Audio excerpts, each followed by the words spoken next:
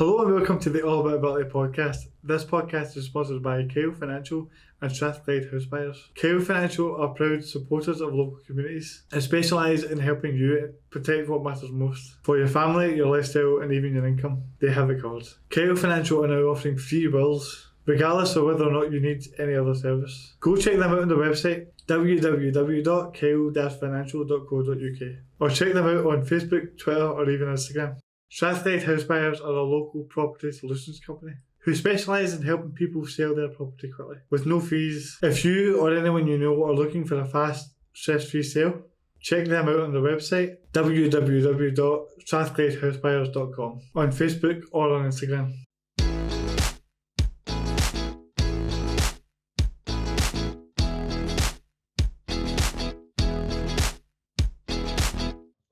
Alright, we're rolling. I feel like every podcast I always start at my turn when going to Paul. We're rolling, Paul, eh? Is that us going now, because I'm always like unsure how to start these things at times. But see, actually, I was just sitting outside, like listening back to the few podcasts you've been on. Listening to Adam from All Firm Facts. Aye. And I was like, I'm not even going to try and do that. But it's Chris McQueer, writer, and you do many other things, but what's interesting to me is when I first started doing this, like see the podcast, I thought I was listening to other podcasts and I was like, I want to get XYZ on. You were definitely one of those names. Oh, brilliant. Cheers, man. But I initially in my head was like, first 10, if I could get Chris McQueer, that'd be great. Aye. And then I was like, then I realised that I had no way of like connecting with people until you realise you kind of build it up and sort of reach out to some folk, but I would never have thought that we would be like this far on and then actually have it, like when I first imagined you coming on, it was like going to be in my house or something. It's like, and I'd be tracked in somewhere, you know what I mean? And you're like, and now we're in here in this mad lovely studio and you're man, you're flying, mate, you're flying. This is great. Class. Because I had a bit of a like stoppage in recording things and doing things. Aye. Just through, obviously, you ever get a time in your life where things just go to complete shit? You know what I mean? You know, feeling well, mate, but no, you've been doing a lot of things, and there's so much to talk about here because I'm always fascinated when it's like interviewing writers because of the fact that your minds are so interesting to me to an extent. Just as well, like my family have always said to me like, you should go and try and be a writer just because I can write like a good wee post on Facebook about stuff and then, do you know what I mean? And like, go and try and write a book, you know what I mean? Like that. Should be, doesn't quite work like that. But I don't think he's quite get the credit for the detail and which it actually takes. But before we get too into the diving into the writing side of things, you did a documentary on our relationship with English. Aye, that's right. Which is something that I wanted to kind of get into at the start here because I've been going down to England a lot recently to play pubshire football, which if you listen to this podcast regularly, you know that I won't shelf about that. Aye. You know, everyone always says that. How long is it going to take them to mention that? So I don't think we're even 2 minutes into this yet. I've said it already, so here we go. Class but one. Going down there, you start to get a kind of more of a grasp on what the feeling is like with people. And I've been going down a while where I have friends that are English and everything's, you know, they like me and they kind of forget that I'm Scottish at times, but there are moments where you sort of realise that there's a bunch of Englishmen and you're the only Scottishman there, and there's like this sort of weird, they think you're arrogant and you think they're arrogant, you know what I mean? And it's like, well, I think it's because they were speaking to me about the sport here and saying how, there's a lot of arrogance about how we play it and how they play it and how we need to take more of their, you know, approach, which is completely true because they are a lot better than we are right now, for sure. But if you try and say to them, well, listen, like, I've been playing this, because a guy turned at me and said, well, you're not that experienced, and I'm like, I've been playing this sport for 10 years. What are you talking about? Like, put a bit of respect in my name here, man. Do you know what I mean? What are you talking about? And then you start getting that sort of like, you want to go attitude comes out of you. You know what I mean? You're kind of like, but you know, you said how you were like really interested in that sort of relationship. But one of the things you said that was really interesting was how it's not necessarily about them being English, but more so rich people and that sort of entitlement they have. Aye. Rather than, because you were totally right in saying, like, it's, you know, when you look at certain places, we always go, I don't like the English, but Newcastle's all right. Manchester's all right. You start going with it. Aye. Well, I mean, if you like all them, you obviously like England to an extent. Aye. So it's more so, I mean, if we're going to put it bluntly, it's really just the Tories we're talking about, isn't it? That's it, mate. I couldn't say that on the BBC, but aye. I mean, that is what it is. But, and that's the reason why I mentioned that is because I was thinking about the Douglas Ross thing. And, you know, have you ever forgotten about £30,000 of earnings before? No, I had 30 grand, mate. But I mean, I exactly, man. It's that entitlement and stuff that we don't like. Yeah. What do we actually, you know, when you've got a politician, because he's Scottish. I mean, borderline, but he's Scottish, right? So, like, you know, but people might look at him and think and feel that same sort of thing towards him as we feel towards English people. I think so, mate. I think the whole point of the documentary I was kind of trying to make is that when Scottish people say, "Oh, I hate English," like, you don't actually mean it. Do you know what I mean? When you drill down into it, it's just, you know, it's a kind of hangover. I feel like watching Braveheart too many times or whatever. Like, it's just like, I think, you know, the issue that a lot of Scottish people have is we the elite and how we are ruled from Westminster, and that's where the anti-English sentiment, I think, comes to, and that's what it's really directed at. Because no Scottish person hates the average English person. It's just no a thing. You know, do you know what I mean? And it's why the things when I announced the documentary, I made a wee joke about it, and I said, I announced the documentary, and I was like, oh, it's just an hour of me walking about going, so why do we hate English? And there was all these mad unionists took offence to it, and they were saying that I was xenophobic, that I hated English and all that. And it's just no true. It's just like, watch the thing and you'll see. Do you know what I mean? Yeah. Man, it's mad. You're not yeah, because you're not saying you're asking the question, is that you're addressing why there is that sort of dynamic. That's it, man, aye. That's it. Because it's strange to me how it seems to be like because a lot of the people that I've found out there are very working class people, but they have like a middle class mentality. So it's like, you know, because talking to them about who they vote for, and they're all like, oh, Boris, and you're like, hold on a minute. Aye. Based on what's in it? Aye. It's so confusing, but it seems to me as if like they've convinced themselves, like certain people have convinced themselves that they are working class, that they are middle class through what the Tories have sort of pushed. And I'm not really that into politics. I don't even mean it in like a political sense. I'm just observing what I'm seeing. I know what you mean. And I think it seems like the Tories have done really well in sort of making people believe that, like, it's not your fault, it's the person below you that it's your fault. I think that's it. It's created this sort of weird diversity, and then you've got people like Douglas Ross getting like doing this kind of stuff where it makes that divide even stronger. You know what I mean? But then, so do you think that when it comes to this kind of thing, is the only, because when I talk about this, people always say, but the only solution really is independence. But as much as I'd like to believe that to be the case, what is your opinion on independence? Do you think it would be something that would actually ease it, or would it make it more divisive? Honestly, man, I've no idea. I don't know how it would go, man. I don't know. I mean, I'm kind of pro independence, but I think for now, I'd like to see it put to bed one way or the other. Do you know what I mean? Yeah. Kind of either we get a referendum, and if we vote yes, magic, we're brilliant. And if we vote no, then I think it needs to be kind of put to bed for a while. Do you know what I mean? Because I think it's quite a divisive thing, and it causes a lot of kind of problems between pals and families and just in wider society as well, man. But then I was thinking about when we were making the documentary about our relationship with English and stuff, I was thinking a wee bit more about like kind of class solidarity. Do you know what I mean? Like working class in Scotland should have more class solidarity with the working class in England and Wales and Ireland and everything else. And I just like to see a bit more of that. Do you know what I mean? So if aye, man. Yeah, well, aye. No, you're totally right, because there's not that. You know, there really isn't. We're all in the same situation. That's it, man. Aye, we're under the same different countries, but it's, you know, really. I mean, I love being Scottish, but really, what is a country? It's just a border. That's it, man. Lines on a map. You know, it's not like why are we so? Why do we want to be so against each other when really we have a lot of the same?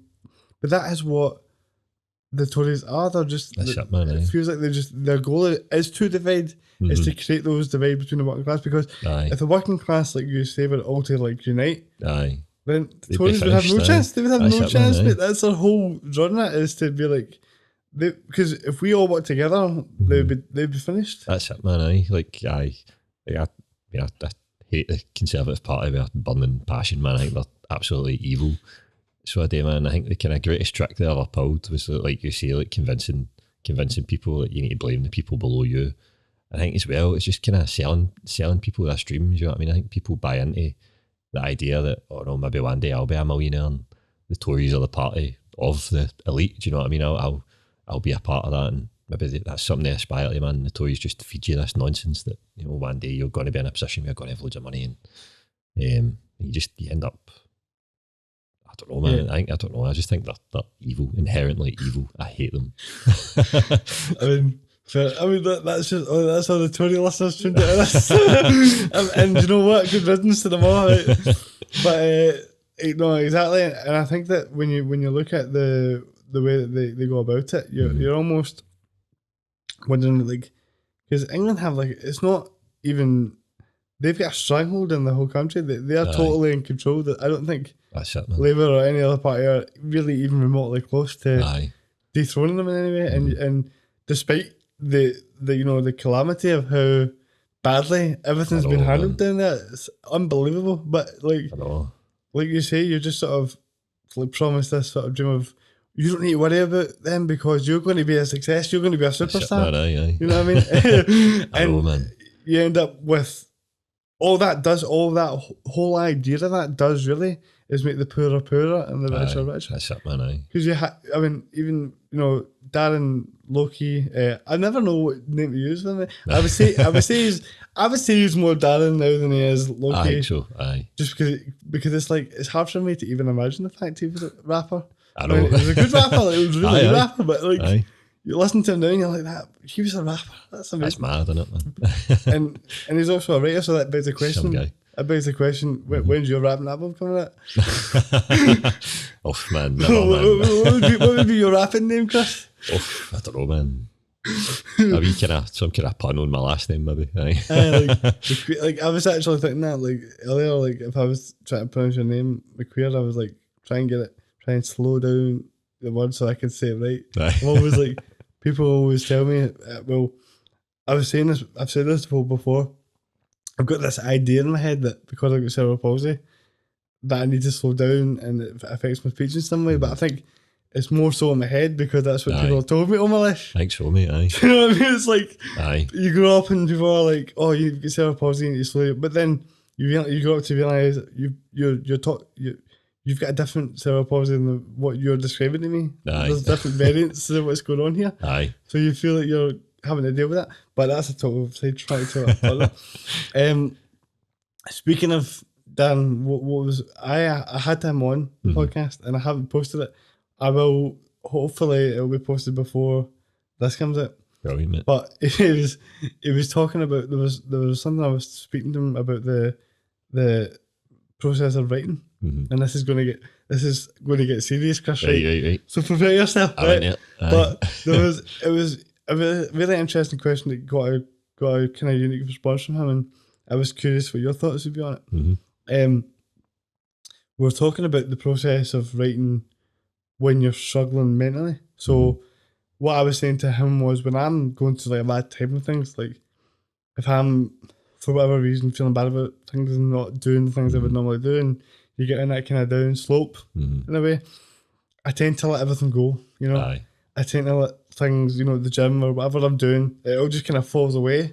And when I said that to him before, I was still going with the podcast while that was happening, and explaining to him how difficult it was to continue doing the podcast because I'd never had something where it needs to continue sort of thing. So like I was able to, I was in a position in my life where I was able to let things fall away and not be too bothered by it. What do you mean? But the podcast was a weekly thing. People are listening to it. You want to keep it going. You enjoy doing it. But you need to kind of go in when you're not feeling great and sort of be like, all right, guys, let's talk about things. How's it going? But obviously I've kind of quickly realised that wasn't the right approach, and then and the reason why I'm saying this is that when I was talking about it, that actually ended up falling away since I asked. So I asked him that question, and I was keeping the podcast going, and then from there, a lot of stuff happened, and I stopped recording podcasts for a couple of months there. So when you're if you're going through, like what I said to him was, if you're going through that kind of struggle, and you know your writing is very, you've got a lot of humour to it. There's a lot of like emotionally sensitive characters, so to speak, and intertwined with this idea of being funny and outgoing and sort of quirky, or you know what I mean. So it's like, how do you keep that momentum going if you're struggling with something, and actually get the humour into it if you're feeling in a bad place as well? That's a good question, man. My first two books, they're quite funny, and I wrote them at a kind of good period in my life. Everything was kind of gone quite swimmingly, and I was dead happy. I was just in a good place. But since really lockdown, man, it's been totally different, and it's affected my writing. So I think it was just the kind of isolation of lockdown, just feeling pure cut off everybody and that. And when I was trying to write, I just wasn't in the mood to be funny, man. I just felt pure flat, and I was like, nothing was making me laugh. I couldn't write it, and it made myself laugh. And I was just kind of, I don't know, it just wasn't working for me. And I've been writing this book I'm writing now. I've been writing it for about 3.5, 4 years. This new book, the next one that will come out, and started off writing it, and it was kind of funny, and then I was going back and redrafting it, and the more I redrafted it, the darker it got, and the less funny, and the more grim it got. And I don't know, man. It's just I've kind of fell away from doing comedy a wee bit. I'm kind of finished with it. It's just murder, man. It's too hard. It's too hard to try and be funny. So it's so difficult, man. You're a writer, not a comedian. You know what I mean? That's it, mate. Aye. And so when I was writing my second book, I wrote the first draft of it, and I read it back, and I hated every single story. And it was like somebody was trying to do a parody version of me. It was like reading a parody of mine writing, and I was like, Jesus Christ, man, this is fucking terrible. I was reading it back, and I was going, no, this can't happen. And it was because I was trying too hard to be funny. I was trying to replicate what I'd done before and give people more what they wanted, but in doing that, I'd kind of lost kind of the sort of what makes you be able to write a good story. I think so, man. Aye. And it just wasn't right. And then I scrapped it. There were still the stories that are now in the second book. There's still some of them are kind of funny, and I'm happy with them and that. And but it's definitely a bit darker than the first book. And then this new one I'm writing's a lot darker. So maybe that reflects my mental state. Well, but it's interesting though, because I think that the actual, when you're writing, I mean, you're the writer, not me, but when you're writing something, writing in tune with what you're feeling at that time is what makes it a good, book. I think that's so, man. Because if you're writing it and you're forcing something that's not natural, people might not enjoy it as much as they would if it was just naturally coming from how you're feeling. That's true, man. It works well. It works anyway. It works with this book that I'm writing now because, like I say, I started writing it about 3.5, 4 years ago, and the themes are all kind of like loneliness and isolation, and then obviously lockdown happened, so it's became really relevant. And all of a sudden, I'm finding like I'm living like this wee guy I'm writing about. I'm more in his head now. And then this current draft I'm working on, that's nearly finished, is like the strongest it's been. So it's kind of as a result of that lockdown, that getting more into the wee guy's head. Yeah. So it's been good in that sense. And but this new book kind of touches on like incels a wee bit. So and kind of internet subcultures and guys who are really misogynistic and sexist and horrible. And this wee guy in the book kind of falls in with this group. So I had to go and read about these guys and see what they're all about, and go and Reddit and find their forums, find how they talk to each other, so I could have it all authentic and natural in the book. And man, that was pure frying my brain, like seeing these, being in amongst these horrible guys, man. It was mental. So it was, it was strange, man. But I think it's all worked. It's led me to write a good kind of draft. So nearly done. I hope people like it when it's finished. Well, it's the timing of it is. I mean, it must have been quite like weird for you in your head. Where you're already sat in this idea of this book about isolation and somebody sort of being lonely, and then all of a sudden the whole world shuts down. That's it, mate. And you're right in the middle of the book you're writing. It's almost like it becomes like a real story. It was weird. It felt quite, I don't know, like I was telling the future or something. We get in the book. He's kind of. I'll explain the book a wee bit. So it's called Hermit. So it's about a wee guy called Jamie. He's 19. He left school when he was 16, and in that time he's just no left his house. He's just not got a job. He's no went to college. He's just left school, went home, shut his room door, and that was it. And now he's 19. He's 3 years later, and he's not done anything since. And in his room, he's got pals online. Doesn't have any real life pals, but he's got pals online, and he falls in with this internet subculture, so the incel kind of guys. Yeah. And it's another wee guy who talks him into thinking that he's like this, so he's quite impressionable, and he ends up falling into getting deep into the kind of cult almost of these guys. And then at the same time, he stays with his ma, and his ma is obviously really worried about him and how he's turned out. She's got a lot of guilt, and she's worrying about, was it something I did when I was raising him that's made him like this and scared to leave the house and stuff. And she's trying to bring him out of his shell and get him out to get a job and that. But when she's a soft touch with him, it doesn't do anything. And when she's hard on him, he's horrible to her. So she pure doesn't know it today, and it's affecting her life and her mental health and that. And that's the kind of basic premise of it. I mean, it's very it feels very based in reality when you think about how much technology there is now, how many we guys that are just in the room playing the PlayStation on the computer all the time, and that's it, man. On the internet basically, uncensored, and just able to be with these. It's quite a scary thing when you think about the fact that when we were younger, all I remember is school finishes, you go out, you're like that. Who's coming out to play football? Stuff like that, man. And that almost doesn't exist. That you go past the football pitches now, and it's dead. And that's you're right, man. When did that all change? And I know, man. You could end up with a generation with a lot of social problems that way. I know. Plus, it's there's two things that kind of gave me the idea for the story. So I was kind of thinking back to, what if I was a wee guy growing up now, what would I be like? I would probably end up pure obsessed with the computer and that, and end up just being like Jamie in my book, just pure withdrawn from society, just stay in my room. I was just lucky that I didn't, basically. Yeah, we avoided that. And but there was another thing I read. There was an article about wee guys like this in Japan. It's a big problem, and they call them hikikomori.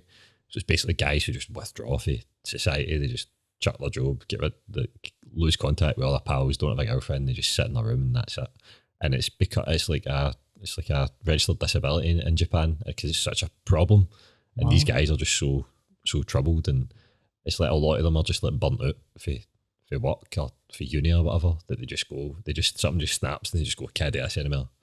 And they just retreat into this wee world, man. The world just gets ever smaller, and then just the kind of problem in Japan. I thought, wonder if anything like that is happening here in Scotland, and it must be. Do you know what I mean? It's maybe just not happening to that much extent. And then I was starting to think about it, and when I was writing the main character, he's kind of based on what I think I would be like growing up now, and think to myself, right, when I was that age, I was really impressionable. I was just really gullible. I would believe anything anybody told me. I was quite easily swayed to do things and that. And if I was growing up now with the access to the internet and all these forums and stuff and all the social media, man, you would end up meeting people who are like you, or maybe who aren't necessarily like you, but they end up convincing you that you're like them, and you just fall down a rabbit hole and never come back out, kind of thing. So, aye, man.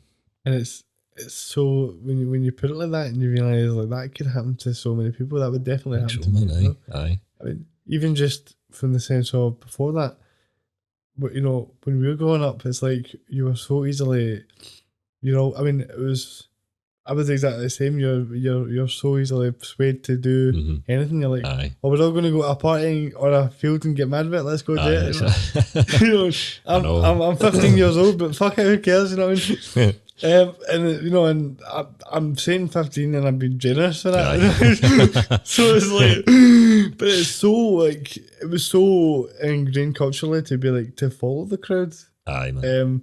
And the idea of, you know, I know this is a slightly different topic, but the idea of being ambitious and Scottish doesn't really go together. It's weird, isn't it? You're supposed to just follow it and That's just you know, go. You know, you're meant to go for a pint every day, like as if it's as if to be Scottish is to live the real life of still game. Aye. Do you know what I'm saying? I know what you mean, man. And it's strange how that has it's kind of the same concept, but just in a completely different way of how but in a more dangerous sense, because at least when you were doing that, you're forced to be social. You're forced to be around people, other people. So you kind of subconsciously at least pick up some, you know, good things and the ability to talk to folk and just to be comfortable in somebody's presence. I mean, I wasn't best at that. You know, I wasn't good at that at the best of times. But like when I think about the fact that if I had just been in a room, you know, on the internet and you know, if you had no contact with folk, you probably become more and more desperate for some sort of connection. Aye, I think so, man. Aye. You know, so if somebody's like says to you, "You want to join this Nazi group online?" You're like, "It doesn't sound too bad." You know what I mean? I don't really know what's going on there, but why not? You know, it's that's like it, man, you have this false idea of what it is to be part of a community and why the principles of the community are important. You know, so definitely, mate. I'll be really curious to read that, and I feel like I'm listening to you talking. I'm like, I'm going to check on my nephew and this and that. See what's going on. See what's going on. Because I mean, what you were saying about the problem in Japan as well, though, like the likelihood of that becoming and growing into something more substantial here is probably not that unlikely. Aye, I think so, man. Aye. Have you ever played a PS5, man? It's definitely addictive. Aye. You know what I mean? You're like, you start playing these games and you're like, I can't believe. If I would never be off this either. I know, man. Aye. And then what's going to happen next, man? The metaverse is coming in, man. You just go into this virtual reality world with Mark Zuckerberg, man. Never come back out. But that's the thing that's scary, though, because if we don't talk about this more and have people realise it before the virtual reality thing really truly kicks in properly, I think once if we don't discuss it before then, when we get there, I think you've lost. Because once we start getting into virtual reality, I think people will just truly go, you know what I mean? Man, and you just lose folk 100%. because it's so real. It's unbelievable. I mean, I've not actually tried it, but the folk that have tried it have told me that it's just like it makes you think that you don't even need to do anything in real life. You're just like just live a life in the virtual reality. That's right. And it's like everything becomes sort of blended into the one thing, which is, you know, I guess. This was always going to be a like battle with technology in a way.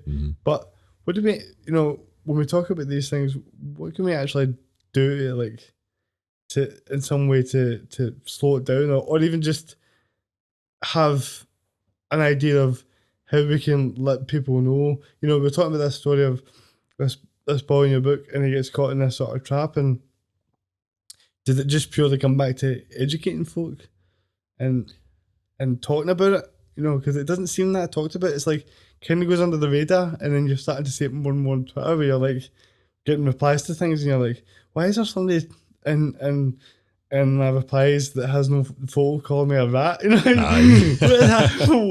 what is going on with that? I know, man. It's mad, mate. I don't know what the answer is. I suppose, like you say, it is probably education. I don't know. Just wish there was more kind of help for young people for their like mental health and stuff, and like just for their mental health, and then to help them with what they're consuming online, and just try and make them a bit more switched on about the online world and the traps that are there. Do you know what I mean? It's really, really easy to fall down these traps. I mean, you see it even with older like adults and that, like the anti-vax stuff. Do you know what I mean? Like people just I don't know. There's a certain type of personality that just seems to fall for it almost and just gets drawn into it. And I don't know, I think it needs to be a bit more education, man. Because it makes you think about how if you didn't have, you know, if you hadn't been aware of these things, you could have just easily been the same way. That's it, man. You could be some sort of Brexit like Like, do you know what I mean? So, like, and you're like, how did I become this person? Like, what, I know, man. What is it? You know, we're talking about vaccinations, and you're like, vaccinations are actually the reason that a lot of the population are still here. Aye, like, definitely, quite literally, Aye. so many diseases and illnesses are no longer here because of vaccinations, and it's one of the best things that's been made in the history of humanity that has been turned into this sort of political tool for some reason. Because it's weird, man. I don't know what it is. I was thinking about this today. I was thinking about kind of anti-vax stuff today, and I think people do tend to laugh at them, and they do tend to think they're kind of stupid. But I can see how they've arrived at the conclusions they've arrived at, even if they're wrong. Do you know what I mean? I kind of get how they believe these things, and it's just the way it's packaged up on Facebook, these big statuses and that, and they put stats and figures in it, and it's easy. Some people don't question the facts and figures, and they just take it at face value and believe it. But I was thinking today about how some people laugh at people when they say, if somebody said, I got the vaccine because I thought it would completely stop me from getting COVID. People would laugh at maybe laugh at somebody saying that and go, that's stupid. You know what I mean? The vaccine, it just lessens the effects and that. But it's like, if the messaging was clearer, you know what I mean? If you get this vaccine, if you get COVID, you won't get that you won't need to go to hospital, you almost certainly won't die. That's the reason to get it. It won't stop you from getting it, it won't stop you from spreading it, it will just make sure you're alright. And I think if that had been clearer maybe for the start, then that could have gone some way to stop people believing in these anti-vax stuff. It could have maybe stemmed the anti-vax movement a wee bit. So I think it's a misunderstanding, a lot of it as well. I mean, you're spot on. Like that is exactly what it is. A total misunderstanding, a lack of communication right from the start. But the most important thing about what you're saying there, I think, is when people are, if you don't agree with somebody, it's important to maybe you don't agree with them, but you need to understand where they're coming from. Aye. You can't just dismiss these people because it ends up, if people just laugh it off or these people are daft, right? If you keep dismissing people that think that there's something going against them, that's going to grow. Exactly. The only way that it becomes less of a problem is if we try and communicate. Like, I understand what you're thinking and why you're thinking it, and here's what I think. And can we reach some sort of middle ground? And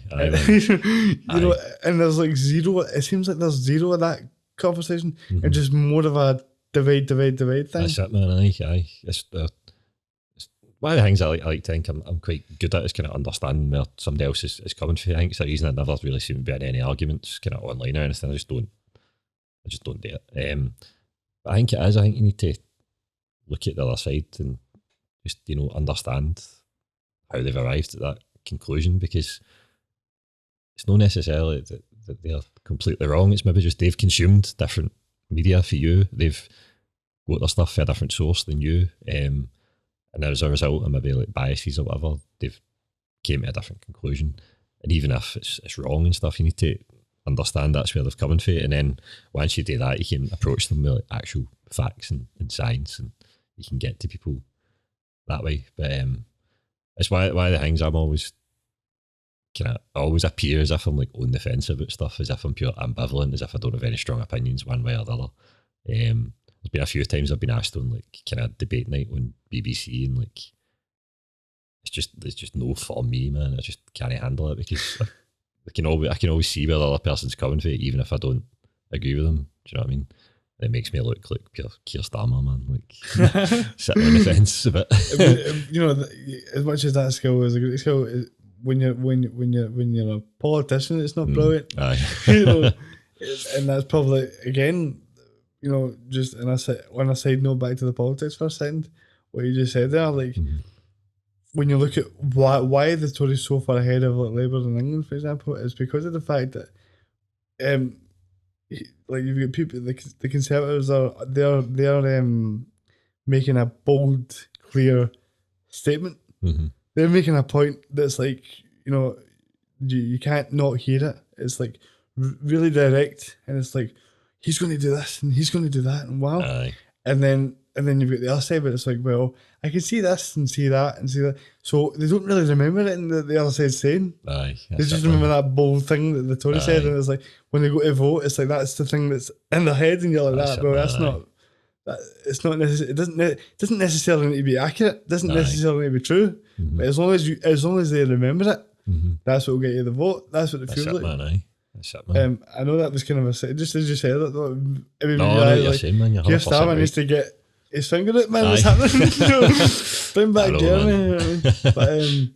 But so I think you almost need somebody to fight it with a bit more of like same principles, but just the only way to, because I always felt like you get like a kind of bully vibe for the Tories, which is the case, right? Aye. But the only way you deal with a bully is to stand up back to them, and I mean, for me that would be figuratively, of course. But you need to fight back with a bit of assertiveness, and you know that's what they've failed to do. Even like Jeremy Corbyn, I very much agree with a lot of what he thought, but it was like you need to be a bit more forceful when it comes to these conversations, because that's just the way the game is. As much as that's not the way it should be, it's the situation we're in, and I've sidetracked into politics and totally forgot what we were talking about, to be honest. But like, I'm like, what was it that made me go back to that there? I can't even remember.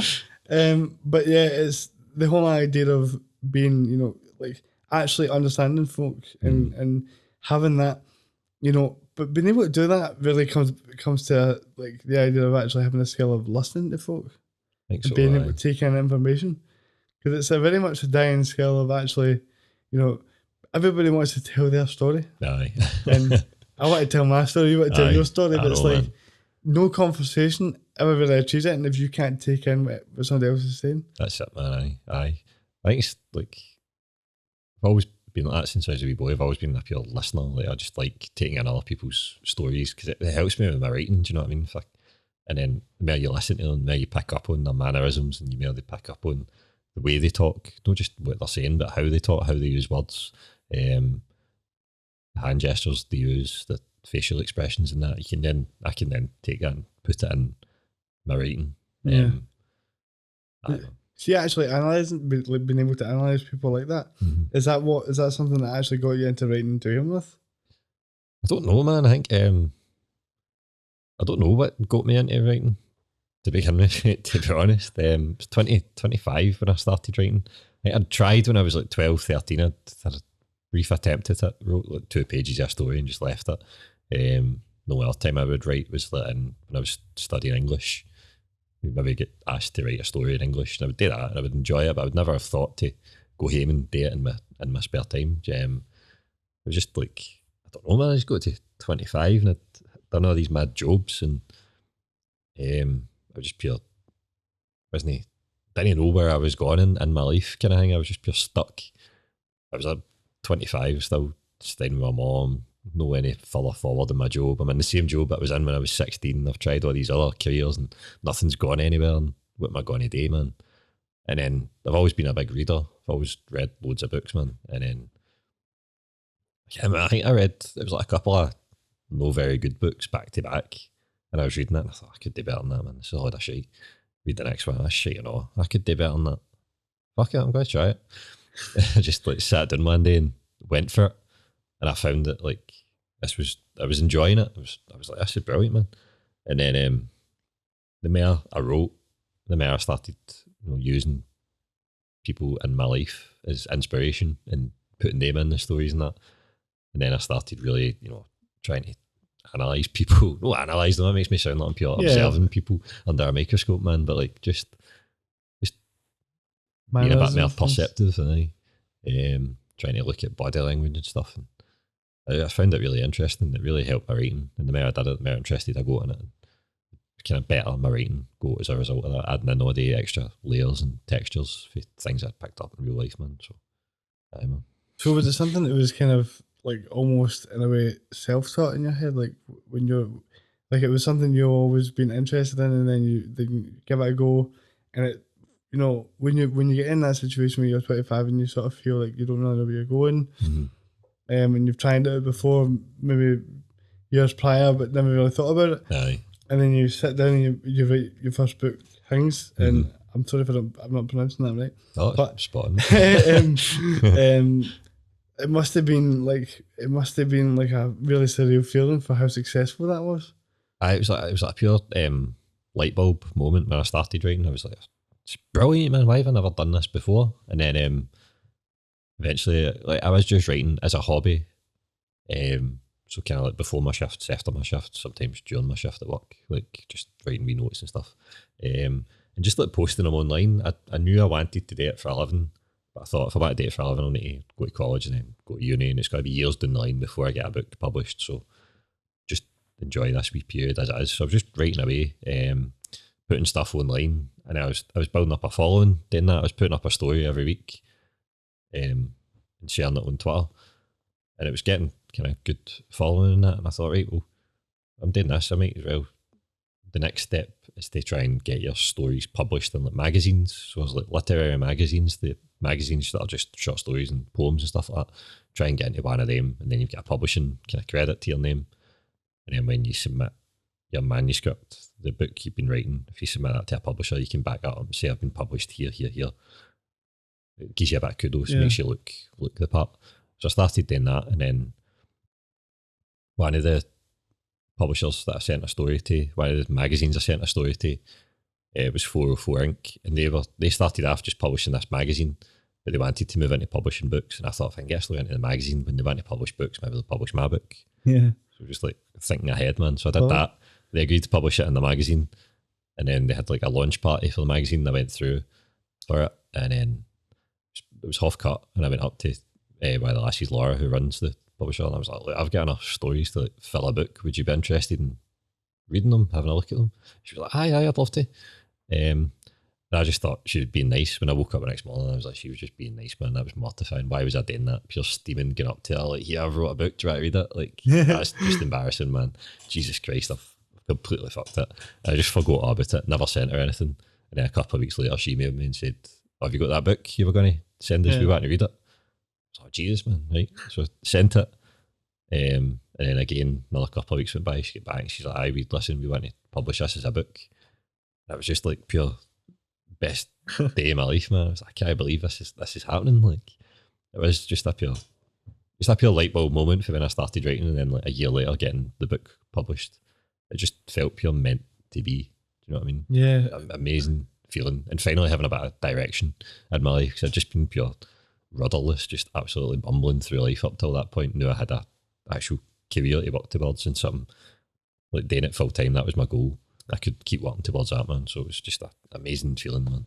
I mean, it must have been surreal, like to have got that email and be like, no way. Aye, honestly, man, it's what I imagine like winning the lottery or something is like. Just that feeling, like just pure unexpected surprise, delight. Just yes, can't believe this has happened. It's like so much worry kind of eases away your mind of what you're going to be doing or that's it, mate. Aye, the plan is. It's that like, but there's a lot to be said for just following your gut and taking a chance. Like all of that was kind of like just you feeling something and wanting to go for something, and you just went for it, and it all worked.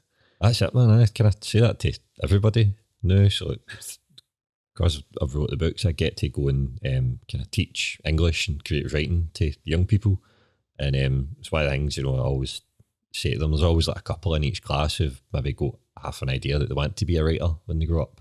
Yeah. So I'm always like writing on them, like, start now, man. Like you've got like a 10-year head start on me. You can do it now, man. If you can start writing all the time, blah blah blah blah, you'll make it. You can do it. And they're always dead shy. Like, oh, I'm too scared to let them do my writing and stuff. Like, that's fine. Just as long as you keep writing, doesn't matter if you're too shy to let anybody see it now. Just keep writing, keep trying to get better. Because eventually you will want people to read it, and then you'll be good enough that they won't be able to say, "Oh, this is mince." They'll be like, "Jesus Christ, this is amazing," and then that will keep you going, kind of thing. So it's just, man, like I say to everybody, like, if I can do it, MD can do it. Doesn't matter what it is, as long as you just fling yourself at it 100%. Don't take no for an answer. Accept that it will probably take longer than you would like. It's sound, man. It's the journey. Just go for it. It sounds pure cheesy, man. I sound like a mad happy, but just go for it. Mate, I love it. That's exactly that is exactly what life's all about. But see, because especially I think growing up in Scotland, you think it's pure, oh, that's so like cookie cutter or storybook, and it's like that's not real life. But you grow up and you kind of try and analyze yourself and look at life for what it is and be real about it, and you go, that is what it is. You need to just go for what it is that's in your gut and give it 100%, a go. And it's actually, because I think as well, like a lot of something that's really important to take from that is when you look at education as a whole, it's the idea of you need to go do your grades and hopefully get into uni and pick a career when you're 16 and figure out exactly where you're going and what's happening. That's mad, I know. It's just not. But the fact that you didn't go down that route and still became like an amazing success through just your own intuition can tell you that you can learn these things, you can do it yourself. It's not, you don't need to put yourself through years of suffering when really you don't have any idea what it is you're trying to do. But, there's people that go and do like 4-year uni courses. They don't even let the courses in. I know, man. But they just were taught that you go to school, you go to uni, and then you come out of uni, realise that it doesn't guarantee you a job, and you have no you have a lot less of skills socially and in life because you've just been studying and working so hard for this degree. I know. Like, it would be different, I guess, if they said, once you get this degree, you're guaranteed X, Y, Z, but that's just not how it works. I know, man. It works for some people and it just doesn't work for a lot of other people, man. It's mad. And it is mad when you think about it that at like 16 you're asked to decide what you want to do for the rest of your life. Like, I'm 16, man, I don't have a clue. Like, I didn't have a clue. I was sitting, you're sitting like drinking 2 bottles of Mad on a Saturday night before an exam on the Monday. You're like, crazy, I don't give a fuck, man. Football Manager on it. Like, that's it, man. I get 2 into that game, man, when I was like 16. Like, but because I was trying to do summer grades, I was like, I can't focus on that. I Champions League final tonight. This is too important. Like, forget about all that fish, man. This is the be all and end all. I know, man. You don't even have a sense of what is important. Like, you don't even know who you are as a person yet. Do you know what I mean? Exactly. Like, it's mad. I think there's one of the things I've been doing. I've been writing a few things about this, but it's like the option is always there for you to go back to go to college as like an adult once you have figured out what you might take you until you're 25, 30 or even older. Like, it's fine. Like, just there's always courses that you can do to get you where you want to be. Do you know what I mean? So I was kind of, when I first started writing, I was regretting no doing better at school, no sticking in at school, no going to uni today to study English or whatever. I always thought if I could go back and do it all differently, I would go back and do it that way. But and then I realised, like, I can just, there's a creative writing course at City of Glasgow College, I can go and do that. So I did that. I was like, brilliant, man. Like, you don't need to, like, it's fine if it takes you a bit longer than other people, man. Like, you can still go back to college as an adult, man. So it's something quite keen to encourage other people to do. It's definitely something worth talking about, just out of the fact that there's so much pressure put on folk to decide exactly. I mean, you come out of school kind of feeling like you're a failure because you don't know exactly what you're supposed to do. Man, I went and done a business course coming out of high school and did the first year, and then I was like, this is just not, I have no interest in this whatsoever. It's just not happening. Like, I was sitting in the class feeling like this is, I couldn't, if I could be anywhere else on the planet right now, I would be, because it was just so, but I was so set in my mind of like, I need to be doing something. Man. And then it's kind of weird for me listening to your story there because I just turned 25. Right.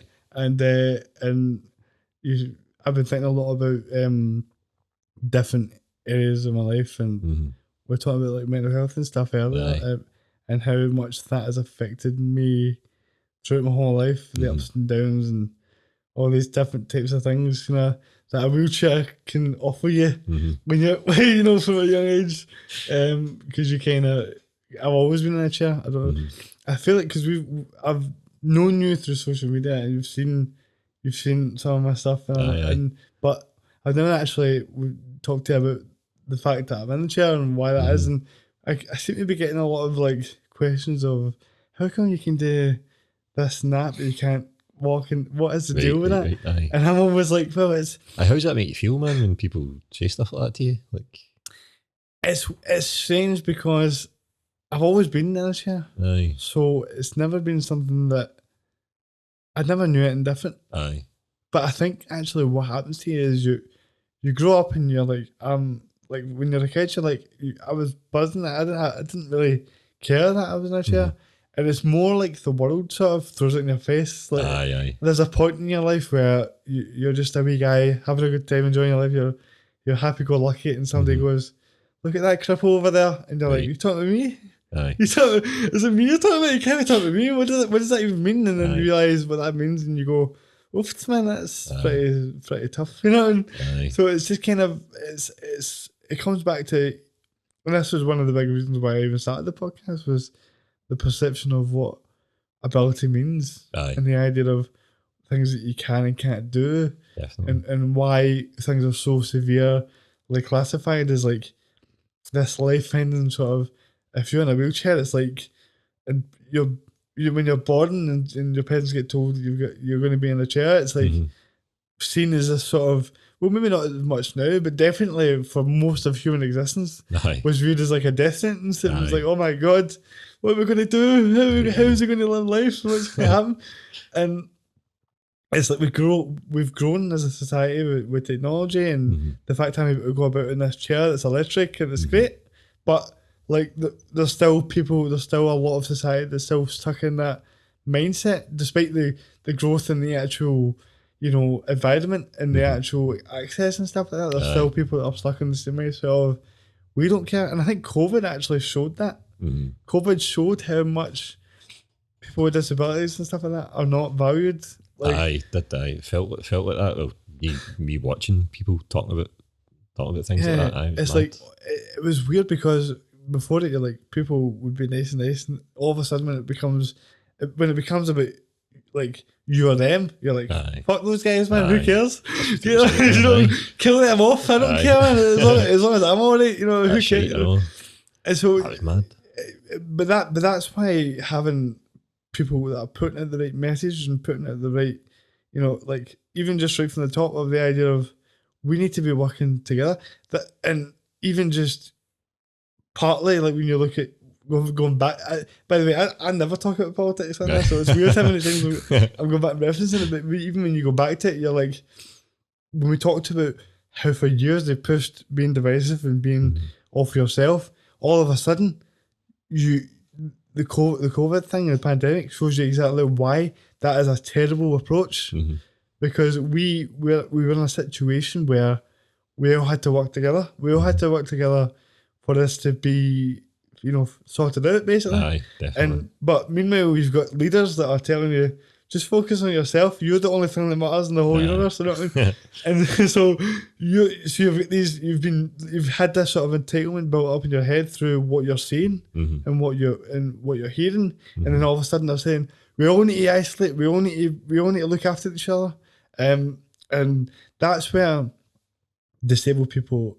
have been sort of shunned in the pandemic, because if you're fit and healthy, there's so many people that I know that are friends of mine that I see as like nice, good people that are educated people that I could talk to all day, and you see them post things about the vaccine, and you're like, you're so far off base here, it's unbelievable.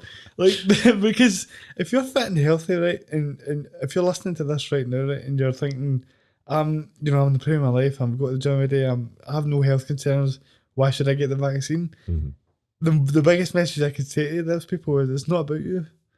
It's literally not about you. There's people that I know that have had to stay in their house for like a full year. And when you talk about mental health and stuff like that, like imagine having to stay in your house for a full year and not be able to see anybody or go out or do anything. You're just in your, and it's that can't be good for any part of society. Never mind, people that are already we were already isolated. We were already, sort of put to the side. But this just sort of amplified it and put a big spotlight on it to say, it's crazy how quickly humanity goes out the window when it's your health or my health. When really, if we work together, we would all be fine. We would all be fine.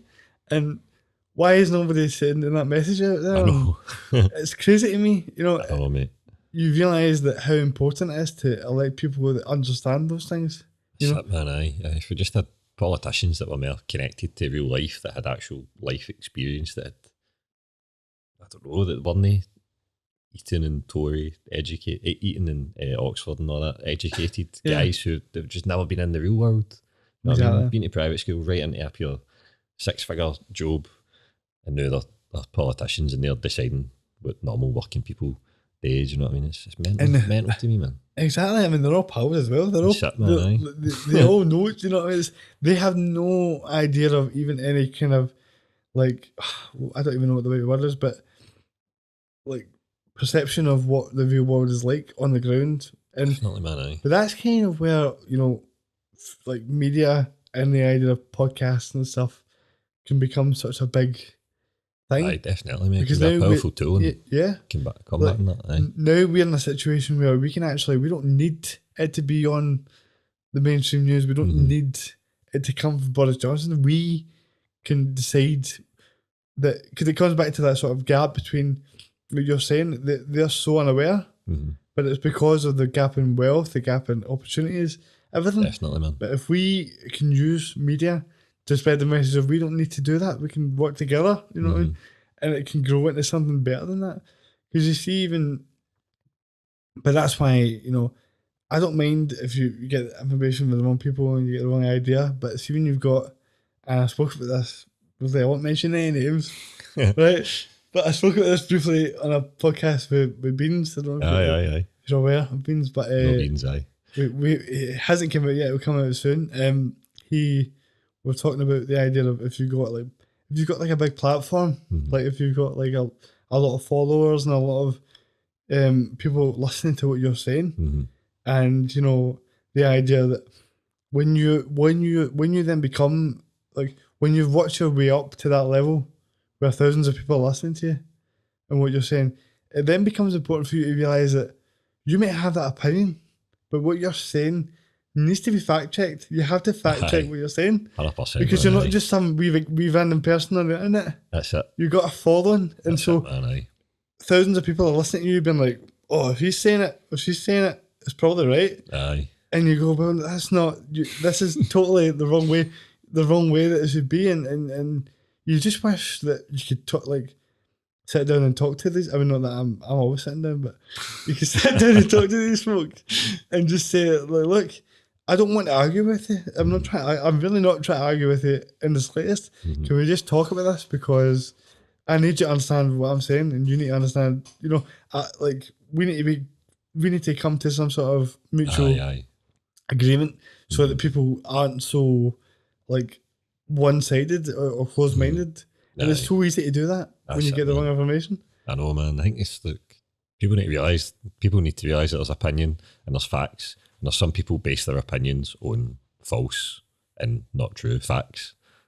So, and it's so easy. Open your mind to the actual facts and then base your opinion on that. If you still come to your opinion, then all right, fine. I'm not arguing with you. Clearly, you're set in that mindset. There's nothing I can do.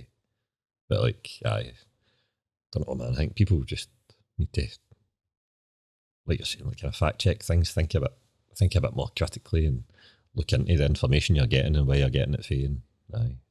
Well, I mean, be careful. It really comes back to like the idea of actually being able to look at yourself and analyze yourself and say, you know, what is it that, because it tends to be that people that are like that haven't really had the moment where they sort of realize that maybe they're doing something wrong, or maybe they need to look at my own actions here, because from my own experience from mental health and, like, you know, talking about disability and things, it's like the most difficult thing in the world to do is to look at yourself and be like, why am I looking at myself like this?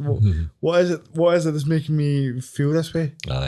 And people don't do that because it is extremely difficult to open yourself up to your own thoughts and be like, what is it that's going on with me and why do I feel this way? Because it's never an easy question to answer. But I think the moment that you do that is the moment that you start to grow a bit. I think and you start to be like, because I can have moments where I'm really harsh on myself and say, I've not done a bunch of things that I want to do, but I've also realised that during that period that I was struggling, and during these struggles that I've had, as much as I've maybe not achieved things in my head that I want to get to at some point, I've grown, like almost, you know, that analogy of growing better roots to the tree, Aye, but you don't aye. necessarily see the tree yet. Aye, very nice. It's one, like aye. you've, I like that, mate. yeah, like it's a kind of an analogy of that, of the idea of you're growing as a, you may not have grown as a, got the results yet, but you've grown as a human being. Aye.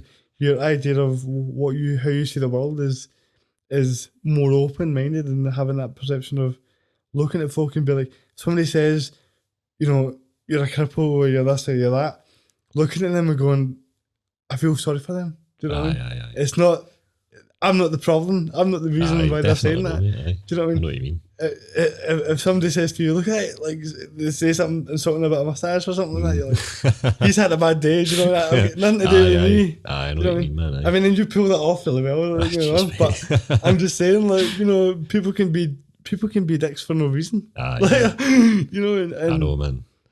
I know. I've been lucky. I don't get a lot of hassle online. I kind of keep myself to myself and that. But like, it's not something that I would ever dare or I would ever think to do, is go and abuse somebody or go and give them cheek for no reason. Like, it's just, it's mad to me. But I don't know. There is obviously something wrong with them, basically. If they're feeling the need to do that. Do you know what I mean? It's kind of a loaded thing to say. There's something wrong with them, but like, there's obviously some kind of issue that you've got that's deep seated that you've no dealt with. Do you know what I mean? So. Yeah, we're all made up of like experiences, and you have no idea what that person's experienced or how if they've been through something that's been, you know, dramatic, or even just anything in life. Mm-hmm. Everything that you've been through is and you get to this point where you realise that there's a lot of things that you maybe want to look back and change. You go, I wish I'd done this, I wish I'd done that. But then if you've done those things, you may not have that perspective. Aye, definitely. You have now. Aye. And then when you look at Twitter and you look at these places, you realise having this perspective is actually not bad. You know what I mean? It's not a bad perspective to have. It's not. So if there's something that I wouldn't want to change, it's probably the way that I see things. You know what I mean?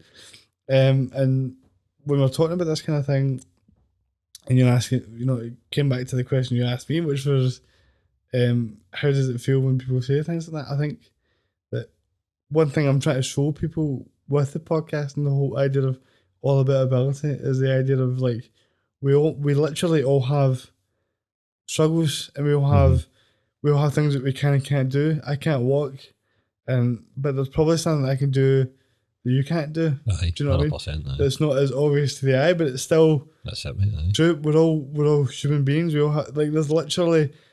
Have you ever met anyone in your life that's that's 80 years old and went, that was so easy? Aye. I enjoyed every single second of that. Like, see, life, man, all the way through, every second of it was up your buzz. Like, it just doesn't work like that. I know, man. It doesn't work like that. That's it, and not enough folk are talking about that. But to get back to letting you speak about it here, right?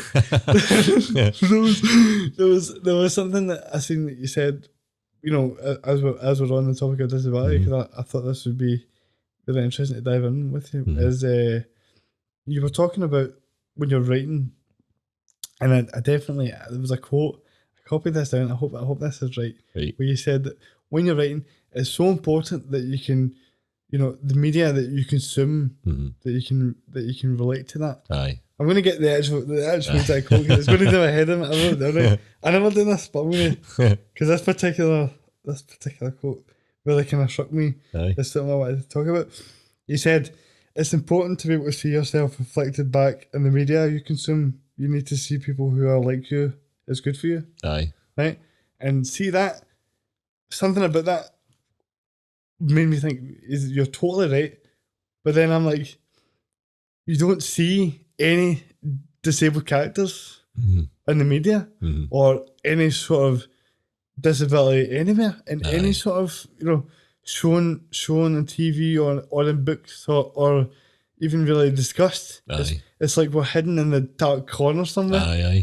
And that was something that I've, you know, when I read you say that, like, I thought that was something that I really struggled with, was watching football and watching wrestling, watching different things and being like, I want to do that, I want to do this, I want to do that. And you realise, oh, I'm not like them because I can't walk, so I'm not seeing anyone that's doing these things I want to do that can't walk. Right. Do you know? So then you start going, oh, none of the things I want to do in my life are going to be remotely achievable for me.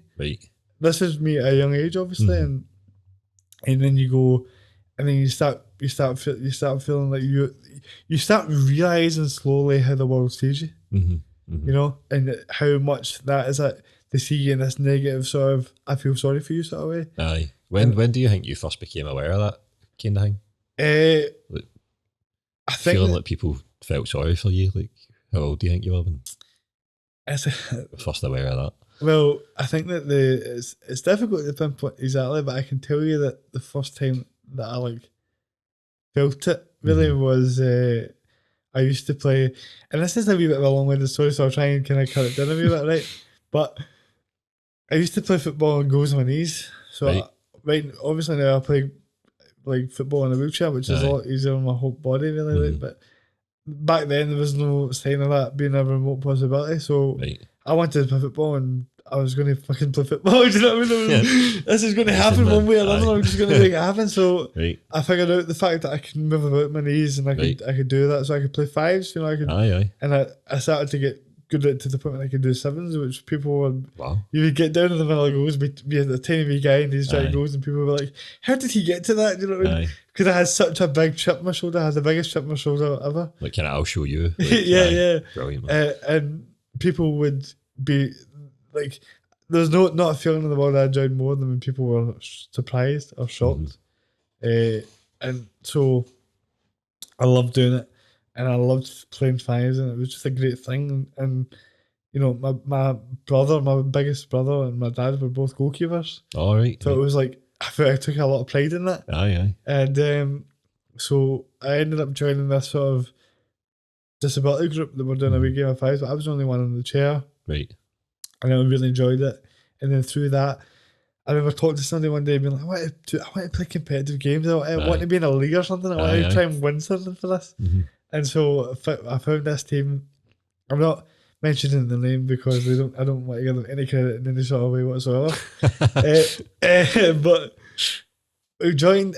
So this guy comes up to me and he's like, much older than me. And at this point, I'm like 13, 14 years old. So I'm just still a wee guy. Do you know what I mean? And he tells me to come along to this session with this team, and I'm like buzzing about it because it's like a proper football club. And I turn up, and it's all these like proper men, like big giant men. But they get disabilities, isn't it? But I'm like a wee guy with these guys, and it's like a proper like adult changing room and that. And you're like, I'm pure like, I don't know what I'm doing here. But I loved it. I loved being like that, sort of being like one of the boys and feeling like I was in something. And essentially what happened was I played for them for like 4 years through snow or through anything you can imagine. The amount of damage I've done to my knees is unbelievable. Like my knees are so gubbed. But anyway, that's a separate point. I got to a point where we went to a match day, and in the match day they told us also who's coming to the event later on in the night, because the team came in from England to play us. So they were having like a club sort of night out thing, but it was it wasn't like it was organised by the players, it was like an actual official club thing. And I was like, they were like, who's all coming? I put my hand up, and they knew that I was coming into the thing, and it's important for me to preference the fact that I'm the only one in the chair. So they're all disabled, but I'm the only one that's actually to the point where I need to use a wheelchair. So we drive out to Paisley for that, and there was 2 flights of stairs. Going down to it, which was obviously upsetting. You know, it was really upsetting, and but I was kind of like, it's just one of those things that you kind of just forget about it. But my mum had different ideas. So she went to the stairs, because you need to remember, this is a physically disabled football team. And you've arranged an event. Forget the fact I'm in a wheelchair. All these guys are having to pure would have been difficult for struggle to get down 2 flights of stairs. So we go back, and she gives them a look, and then the next week we get training, and I'm like, and me and my dad are talking about it, and I'm like, listen, I just want to forget about this, because I'm not interested in this becoming a problem, because this is like the only semblance of happiness I have at the moment. So it's really important to me that I don't lose this. And my mum was like, they phoned to try and apologise and stuff like that. And I was totally like, look, listen, we're sound. You know what I mean? But again, it was kind of like But I think obviously we were rightly annoyed about that. It's not something that should have happened, especially when you consider they seen me that day and they could have just said, "Yeah, there's no wheelchair access." Aye. Would have saved a lot of time. Aye. But 100%, man. yeah, what essentially happened was I'm coming out. I was like, we've got a train, so I get a train early because I was always like half an hour early, which is amazing when you think about the fact that I'm always bloody late now for things. maybe this is the reason why I'm always late now, because I never want to be early again after this experience. But we get there early, come out the car, and I'm coming out the car, and as I'm coming out the car, two of the coaches see me come out the car and they go from walking to sprinting, and they sprint towards not the first doors but the doors inside the indoor hall that we're going to be playing in. Right. And we get in, and I was thinking, oh, they're probably just getting the balls or something and try to get in and get start the session or something. But I was also thinking the session doesn't start for another 15 minutes. Why are they being so? Aye. So we get to the door, and the two of them, and keep in mind that neither of these guys are the main guy. So the main guy is the guy that was annoyed about the stuff that my mum kind of said to him and stuff like that, because he had a very sort of big ego, and Right. he was a policeman, so you can imagine that he's probably a bit fragile in some way. But and I hope he hears this. The wee dick.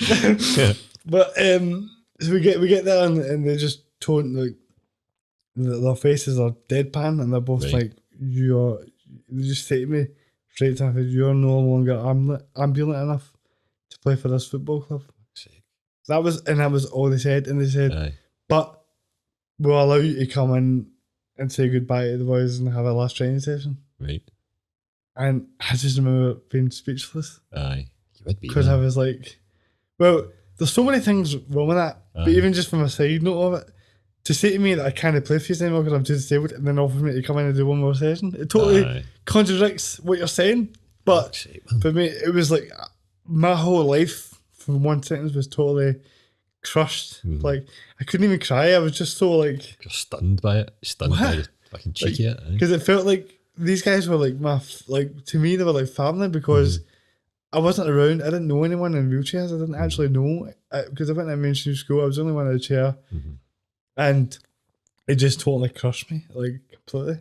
But that was like the first time that was like the starting point for me, kind of realising how the world seen me, and sort of going down a really dark sort of path of just like, because I would drink when I was younger, right? But I was drinking just to kind of be part of it, and just to kind of be. But then I went from that day, basically, I went from drinking okay to going completely, 15 years old, just going completely off the rails, completely off the rails. Like, see the amount of drinking I'd done from the age of 16 to 19, man. It was not good for anybody. I remember sitting at a bar when I was like 18 years old, just myself, and being like, what, just on like a Wednesday afternoon or something like that, pure, just drinking shots of Jack Daniels, and you're like, what's wrong with you, man? But it's just mad how much those kind of things can really put you down that dark hole. And how much like they completely didn't have to do that to me. It was completely discrimination. But I think the reason why it affected me so badly was because it wasn't from able-bodied people. It was from people with disabilities. And I thought the boys would kind of have my back and all that. And they all just disappeared. They didn't take my... None of them took... Like, they obviously got fed a different story, but they blocked me and things and went away. And that's a shame, man. I mean, I had one of them on the podcast at the start, because there was one particular guy that now plays table tennis. It was really high level, and I had him on, and I told him about it, and he was a bit... It was like... He told us a whole different story and all that. And he's the one guy I know that if I ever met him, I'd just punch him square in the face. You know? But it's... You'd be justified or all, mate. That is not a story that I planned on telling you. But it came from your great questions, which is why you should do a podcast and all that. See what I'm saying? All these questions you're bringing out, all these elaborate answers to me, you could definitely do a podcast. But that is exactly why, you know, the way that you treat people can have such a big... But I think what it did for me, though, eventually, maybe not right away, but as I got older and you started to look at yourself and realise that wasn't your fault. Do you know what I mean? That's it, man. So it was a long time where you're just kind of like... it's my fault that I'm in a chair, and Aye. if I need to learn how to walk, and why can't I walk, and is there some way that I can figure out how to do this? And, Aye. but I think part of my growth was realising that everybody has something that they're insecure about. Aye. Everybody Definitely. has something that they can't do that they really would love to do, and Aye.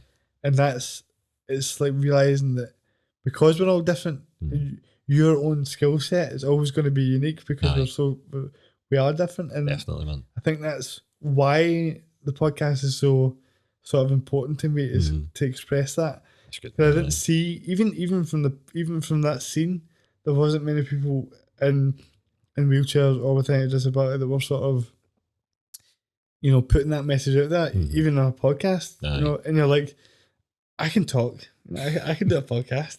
So it's really cool in that sense of like, you're somebody that's got a big platform and a lot of people know you, and you're really skilled at what you do, but maybe didn't have any idea of what I've just said there, like, or the idea of definitely, man. somebody in a wheelchair, because people don't know it until they see it. 100%, mate. As an able-bodied person, you don't really realise that how different the world is for disabled people. It's mad, man. And I think it would do us all a world of good if able-bodied people were a bit more aware of it and a bit more courteous of the fact, and don't just treat disabled people as like an afterthought. But like you're saying, the vaccine debate was a good, really, really good example. Just people no thinking about disabled people at all. So it's such an afterthought. Aye. But the reason why it's an afterthought is because in terms of the mainstream media, we have been treated like an afterthought. Aye, don't need like representation and stuff. Aye. And that is, there's two things that are really key. It's representation and accessibility. Because if there was more representation and the better access, there would be there would be like a far less point in me even talking about it. Because you're like, those two of the biggest issues, and a lot of the issues I've spoke about would have been solved with representation and with access, because you feel like a totally normal person, and you go to a club and it's got a flight of stairs, or you just go somewhere, you're going out for a night out with your pals, and they're all saying, we want to go to this club and we want to go to that club, and then you realise that 95% of the bloody clubs in Glasgow have got flights of stairs going down them. I know. And I mean, mate, the amount of stairs that I've crawled down, you'd be shocked. Aye. Like that's what I did though. I'd get to a club and I would be like, fuck it, I'm not going home because you could use not get wheelchair access. Aye. Crawling down these stairs. Aye. But the most concerning thing about that is you crawl down the stairs, you come back a year later and it will be exactly the same. Aye. And you're thinking, I can't believe that somebody in a wheelchair crawling down your stairs didn't make you think, maybe we should get a lift here. I know, man. Aye. Maybe we should try and look at, you know what I mean? Firewall, I'm talking about you. Aye. Yeah, dicks. You know what I mean? It's like, you know how many times I get a text like Thursday nights for that? You're like, we've got a firewall, and I'm like, that, no, mate, unless you want to throw me down the stairs. I think I'll just stay home and have a cup of tea, you know what I mean? But it comes to another point as well, like the social element of it. Like, socially, you're just totally taken out of the equation. Aye. In terms of making how important in terms of making friends and having pals and just being around folk is being able to just go places and do things. And 100%. you know, aye. like It's definitely something I take for granted. but I kind of grew up to realise that I love being around people and I love being sociable. And a part of the thing that caused me a lot of depression was I couldn't be because they wanted to go to places that I couldn't go to. Aye, man. And especially when you're in high school and everyone's going through their own thing when you're in high school and they're doing their own thing, and they're too busy like kind of focused on their thing to even think about you. So when you're wanting to be friends with, like wanting to be in the group that, you know, everybody's going to gaffs and everybody's having a fun time and those good stories and stuff like that, and you just and it doesn't matter how much people like you or how much people want to be around you. At the end of the day, they all kind of go, we can't even ask him or speak to him about it because you can't get in, you can't go here, you can't go there. So eventually you get like sort of edged out of any sort of social interaction. And then, you know, even just like relationship wise, particularly in high school, you get edged out of the social interactions of going to the gaffs, and then all of a sudden they're not talking to you, and then because they're not talking to you, the girl's talking to you because you're like, because then you become this sort of no matter how much you are good to people and approach people in a way, you're just seen as this sort of weird guy that's in a wheelchair that Aye. nobody really knows how to approach you. Aye. Because we don't know how to approach. When you're in high school, you barely know how to approach somebody that's exactly like you. Never mind somebody in a wheelchair. I know, man. Do you know what I mean? Aye. So I just ended up in that kind of situation where it's a pure rabbit hole, and that's why I think one of my biggest things is trying to make sure that it's not the same for the next person. It's not. Aye. Doesn't need to be like that. And one of the best things I've took from it is not wanting people to feel that way. You know what I mean? It's like because it doesn't need to be that way. No, it doesn't even. We're at a point now where it's just not necessary. But I'm sorry, I've just put rambles on with that. Oh, it's good, mate. I think this is the most I've talked in this podcast for like months, mate. Usually it's just me sitting listening to what the guest is saying, and like, you're asking me questions and that. Oh, it's good, man. Aye. I like what you're saying, and talk about representation and stuff. It is really, obviously, really important to be able to see people who are like you, like on the telly or just in the media in general or whatever. Do you know what I mean? You just want to see people who are like you. It just helps you relate to it a bit more, understand your own experience a bit more when you see other people going through something that you've been through. It's, like I say, it's good for you. It's good for the mind, and I think more needs to be done to make the whole country more accessible for disabled people, wheelchair users. Like, it's mad, man. Because even when it comes to, this all started from me talking about what you said about that, because when you said that, and I'm reading it, and I'm thinking that is completely true. But why does nobody ever apply that logic to the fact that there isn't any coverage for, anything to do with disabilities? Never mind. Do you know what I mean? Like, definitely. From acting to TV to writing books to even just fictional characters.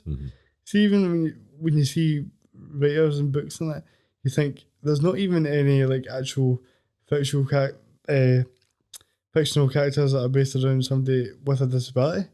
And like you rarely see it like on the telly. And it's always like it's like a big deal when there's kind of disabled representation. But you want it to get to a point where it's not a big deal that there's disabled representation, and the fact that they're disabled is just a kind of, it's no central to their plot and their story. They're just a character who happens to have a disability. Do you know what I mean? Just make it like that. And you know what I mean? Hopefully that's the point we'll get to eventually, man. But it's kind of weird when you realise that you're sort of living at a time that's not there yet. We're doing well in some ways, but we're just so far off it. And I kind of hope that like there's a point in life where people can go, we're here now, and people like me and people like other people around the world have made it aware and pushed through to become that, and made it something that was in the eye of the public. Aye. You know what I mean? Definitely, man. But you do realise that you're fighting against the tides. You've got such a big thing against you because there's so many areas that are not, people haven't even thought about it. And you're saying about how you want it to be that it's the character they've got isn't really necessarily based around them having a disability because it's so normalised in that sense. That's it, man. But that's, see, even the now, when you look at like movie roles, and I've talked to actors with disabilities. Adam Pearson was on. You should check him out, man. He's an incredible guy. Because he's got like a facial disfigurement, right? And some of the things he was sitting out with what the roles you get offered, the idea that every role, if you're in a wheelchair, for example, the two main roles you get would be like, suicidal wheelchair user that could walk and now is paralysed and they wants to end his life, or the wheelchair user that's paralysed that tells his wife, you can leave me to go be a real man now that I can't. Aye. Do you know what I mean? It's like, what a lot of shite that is, man. Hello, man. Aye. It's mental, but that is like, even still, that is really still now in 2021, that is the main still happening roles that you get, the main roles that you get offered, the main things that you can do, and there's so many different areas that can be improved with that, but that was why I wanted to talk about it, because when people see how articulate you write things and how well you put it when you're talking about why you write what you write, if they can hear that and like apply it to the idea of like a broader scope Mm-hmm.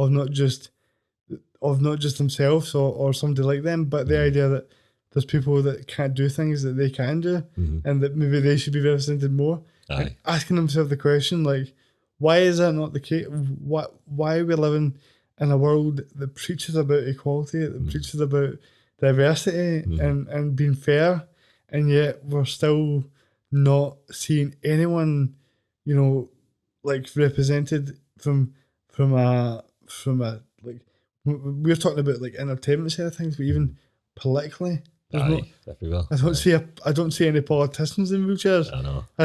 I mean, you think about the fact that it's such a big market. It's literally the biggest minority in the world. I mean, that is I mean, you think about that, the biggest minority in the world. It's like, but even, I know this has been like a constant theme throughout this podcast, but we're talking about divisiveness, right?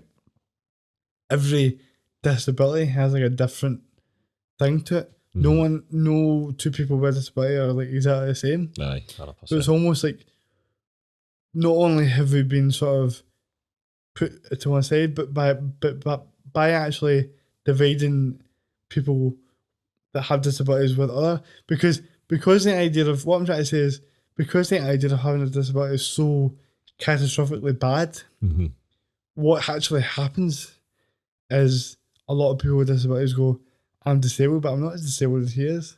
Or she is. So I'm not really like them. Like, I don't want to be too disabled, you know, and I'm disabled in a way, but not like you, right?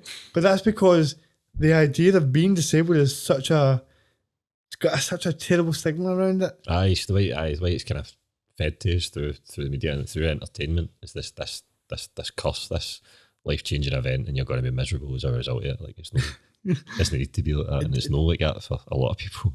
Exactly. That's it's just exactly a normal thing that happens. Like, I mean, and there's so many of us. Of us, but because we don't get to see any of this stuff, and because we are getting fed this idea that it's such a terrible thing. The only reason why I'm saying this, and I'm basing it off of the way I used to be. I used to hate being around people in wheelchairs. Right. Because it was like, I felt uncomfortable because you realise that how I would see somebody in a wheelchair and feel for them and feel bad for them, and then realise that that's me as well. Aye. And then you're like, because the perception you're given a disability is that it's this, so you try and distance yourself from it. You try and distance yourself from, like the first thing I say when I talk, like if I'm chatting up a bird or something like that, is I'm in a wheelchair, but I can do this, and this, by the way, just so you know. Like, I'm not pure, like, you know, and it's like, but why does it need to be like that? It doesn't need to be like that. Like, at the end of the day, by doing what they've done, what essentially has happened is you've managed to divide people with disabilities against each other as well. Which is why nobody really knows that disability is like the biggest minority, because we've never worked together, because a lot of people are just fighting amongst themselves, and that's the best way to do it. Because if we all fought together, everyone would know. Exactly. Everyone would know more of the problems, and this was something that I sort of had to. I didn't realize this through seeing it or somebody showed me. I just sort of experienced it and realized that. Actually, I don't need to think like that. You know, being disabled, being in the wheelchair is not a bad thing. It's not. It doesn't have to be this terrible thing. And talking to people like you and getting that message out there can help change that. You know, and that's what it's all about. It's all about equality. That's it. That's beautiful, mate. Do you know what I mean? Beautiful. I'm like, man, I've got to say, man, I'm on fire today, man. I feel good. Like, it's been a while since I've been this sort of like. On point with what I'm saying, it's amazing what a few days without. Oh, it's class, man. It's amazing what a few days without reading that can do. We'll probably cut that bit. I just said it for the laugh. But I feel like I have spoke so much, and this is not. It's been good, mate. It's been enlightening for me as well. I'm coming away feeling more aware. More things, and I feel more determined to help make the world a better place, mate. That is exactly what you want to. I mean, because there's so many podcasts, mate. There's so many podcasts of people just talking, like, and there's podcasts of people just talk shit are fun to listen to. Aye. Riley's gaff is brilliant. Aye. Do you know what I mean? Like, it's just great. But like for me, I forgot. I think I forgot because we were talking about. It goes back to that sort of mental health discussion. When I go through a bad time, like, and things like that, I forget how it's not just about talking shit in a podcast to get views. It's not about that. It's about having for me in this particular thing, it's like a specific point. Aye. And I think when I remember the point and I remember why I'm trying to do it, it's what brings you back to it. You know, it's what brings you back to being like, when you're going through, and I think this is what it is, when people say about mental health and things, like they say, let's talk about it. And then nobody really says what's really going on. Aye, what is it that's really going on in your gut? I might make that a segment on the podcast, like just let's talk, and then you tell me your deepest, darkest feelings about how you're feeling in your head.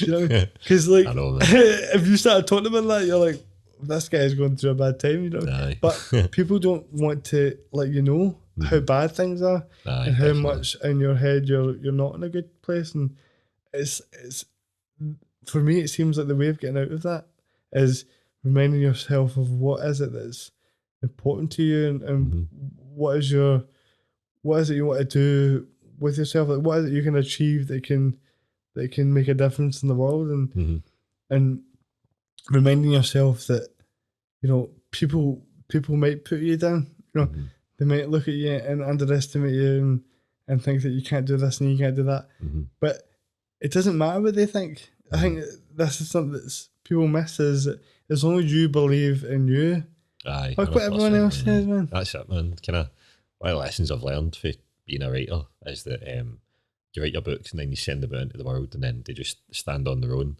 Basically what I've learned is like what other people think about my writing, what other people think about me, it's none of my business. Like, yeah, exactly. That is spot on. Especially when you're writing a book, because we were talking about Dad earlier, and something that he said to me about writing that I thought was really like eye-opening was the idea of writing down your sort of writing this manuscript of your own insecurities and through characters, but everyone kind of knows that it comes from your own psyche. So you're sort of really, you're revealing a lot about yourself. Aye, definitely, man. Aye, kind of bearing your soul. And showing the pure inner workings of your brain. And is there part of that to you that's like kind of daunting or scary? The idea that people really get to know a lot about you as a person? I don't know, because they won't know what bits are totally made up and what bits are exactly kind of deep confessions or whatever. So doesn't bother me, man. I just write whatever story I feel needs to be told, and if my life leaks into it and it makes it a better story and it makes it feel more real and more authentic, and that's good, man. But you want to be able to tell just reading it what bits came from my life, so that's cool with me. That's the way you do it, because I feel like if I was writing part of it and I knew that part of it was true, I'd be like, what are they going to think about this? But that's come back to, who cares? They won't care, man. It's fine. And well, you don't need to care, really. Like, it's none of your business, man. Just well, that's it. I mean, you actually see the way you described it, where you were like, I wrote something when I was like 13, 14, and then stopped writing and go back until I was 25. Aye. I'm not trying to make this up. I swear to God, this is exactly true. Right? Aye. I wrote a story when I was like 12 years old. Right. And I called it The Boy in the Dark. Class. And it was like, I made a whole poster for it and all that. Aye. And it was just a pure basic story. And it was like, I wrote it all out, and I wrote the whole kind of short story about it. Aye. And I was pure proud of it. And I just sort of, and it wasn't even for school or that. I just wrote this thing. It was amazing, man. Aye. And then I would write posts about how I was fit. Like, I don't think I'm necessarily a good, or like, this is the way I've always thought about it, right? And I'm not necessarily a good writer, but I just know how to express my emotions on paper. That's good, mate. Aye. If that makes sense. Good. So that's a big part of what makes somebody a good writer as well. So if you've got that, then you're well on the right path, man. It was just it was quite surreal for me when you told that story, because I did that when I was like the same sort of age, and then I'm not doing anything like that. And then you said when you were 25, and I literally just turned 25 that way. I was like, I want to wait. That's such a freaky coincidence. Serendipitous, man. That's quite weird. It's sort of weird timing. But I hope you do get into writing, man, because like even if I wasn't doing it for a living now, I would still be doing it as a hobby. I would still be writing. It's just a good thing to do. Like I really, really enjoy it. I think it's a good outlet. Everybody's got an idea for like a book. Everybody's got an idea for like a film they would love to make. Like every single person has an idea in their head about like the perfect thing that they could go away and make is. And I think if more people just try it, just write it, man, just go for it. See what happens. Like do it for yourself. Just do it to entertain yourself, if anything, man. Like it's as well. It's a good outlet, like you say, for kind of your mental health and learning to understand yourself better. Since I've started writing, I've learned how to understand myself a lot better than before, and I feel like I know who I am as a person and understood stuff for like my childhood and growing up, kind of things that happened to me, man, processed them and eventually came to terms with them through writing. So it's amazing, man. I can't recommend it enough. You know, it is amazing because see, hearing that from the actual writer's perspective, you don't realise, I don't think many people realise how much benefit you can get from just writing, whether it be, you know, whatever level.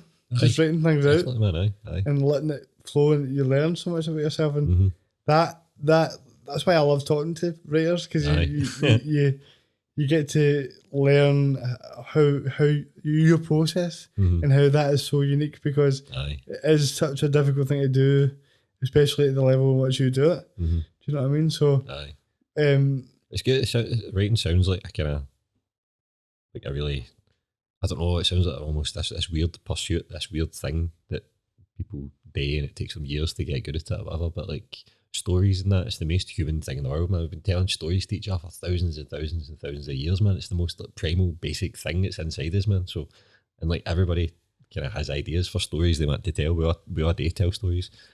Just I don't know, I think it's like part of like being a human is being able to tell your story. So why not just go down and write it down? Like, that's what I'm saying. Everyone listening to this should write something today. 100%, aye. Send it to me so I know you're doing it, aye. Chris will retweet you if you write a story of your life. But no, it's brilliant. How long have we waiting here for? Oh, fuck me, I didn't realise it was... Flying, mate. Didn't realise it'd been that long. I thought it was going to say like we're approaching an hour or something, hour and 45, man. See, this is what happens when you let me talk, Chris. You can't let me talk, man. You go over time and all that. But so, is there anything you'd like to plug here, like in terms of any idea when the book is going to, when you're close to that, wrapping this book up, or anything coming up that's going on for you that you want to kind of? I don't know when my next book's going to be. I hope about next year at some point. But I've got a documentary on BBC iPlayer. If you search Chris McQueer on BBC iPlayer, you'll be able to find it. It's called Let's Talk About English, and it's me exploring the Scottish people's relationship with English people. Aye, that's about it. It's definitely worth watching that, by the way. Cheers, man. I enjoyed it. Cheers for enjoyed it. Cheers for having us on, mate. This has been magic, very enlightening conversation, mate. I've really enjoyed it. No, I appreciate that. It's been a long time coming. You're somebody that I wanted that for ages. So finally got to organise. It's great that we're both in a good place and we're both able to sit and talk. So absolutely, listen, Chris, I really enjoyed it. You can come back on anytime you want, man. Cheers, Kieran, mate. Thanks a million, man.